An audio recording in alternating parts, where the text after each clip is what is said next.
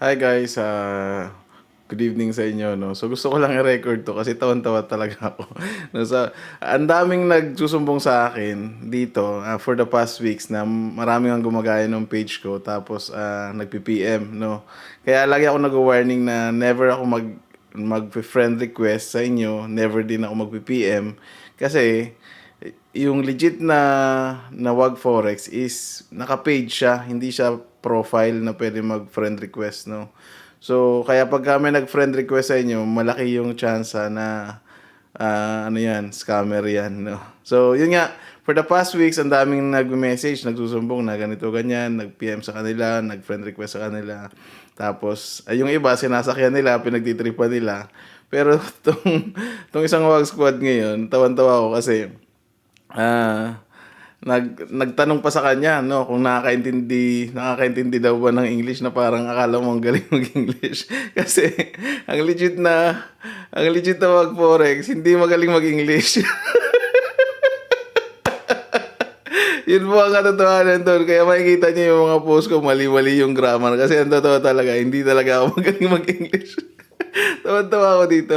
Naalala ko din, merong isang nag-PM sa akin. Eto, legit to, na nag-PM sa akin. Ang message niya is, nagtatanong siya kung pwede daw siyang mag-enroll. Actually, sabi niya, ito, I message your website saying I was interested in purchasing a course. My work colleague. So, katrabaho niya si Mars. Si Mars, isang wag squad dyan, no? Isa yan sa mga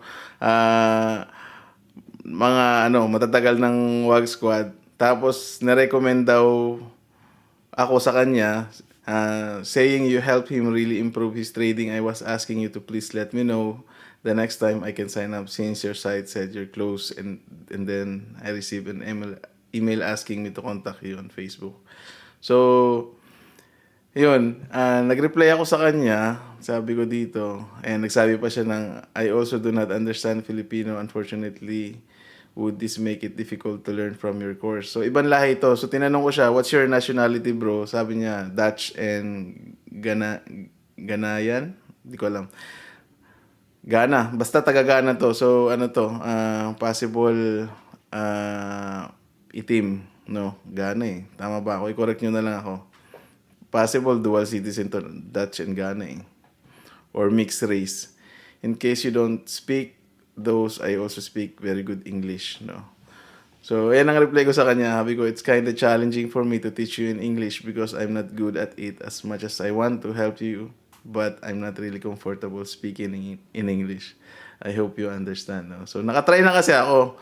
Meron akong dalawang tinuruan dati na ibang lahi. Kailan ba yun? Matagal na, siguro bago pa mag-pandemic. Nagtry ako ng dalawang nagturo ako ng ibang lahi pagka pinanood to ng isang ibang lahi, yung isang ibang lahi kasi may asawa na Pilipina, baka maintindihan niyo yung sinasabi ko. Hindi naman against sa inyo to. After ng session, sumasakit talaga yung ilong ko, kakadugo kay English. Hindi talaga ako komportable. Hindi ako komportable. Kaya simula noon, hindi na ako tumatanggap ng ibang nationality pag magtuturo ako. Mas preferred ko Filipino na lang. At least komportable ako na pag-joke ako. Pagka Englishan kasi, alam mo yun, pagka gusto mag-joke, maghahang ka pa eh, di ba? So, ang hirap. Kaya, imposible to na sinasabi nitong isa na nagkukunwari pa siya na magaling siya mag-English. Hindi ako yan.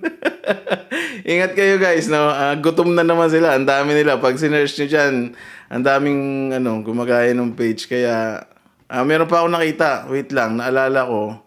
Yung isa, pinakitaan pa siya ng Bitcoin wallet. Nasa 900, kung tamang pagkakalala ko. Wait lang. I-insert ko na lang dito yung Bitcoin wallet. Tawan-tawa talaga ako. So ingat guys, no, kasi kung newbie kayo, baka ma-hype kayo. Kasi parang legit yung pinakita niya yung wallet niya, no? Parang legit na application. So mahirap kasi sa cryptocurrency, ang daming na-fake na wallet, no? Nagkukunwari na malaki yung account, no? Ingat kayo guys, no?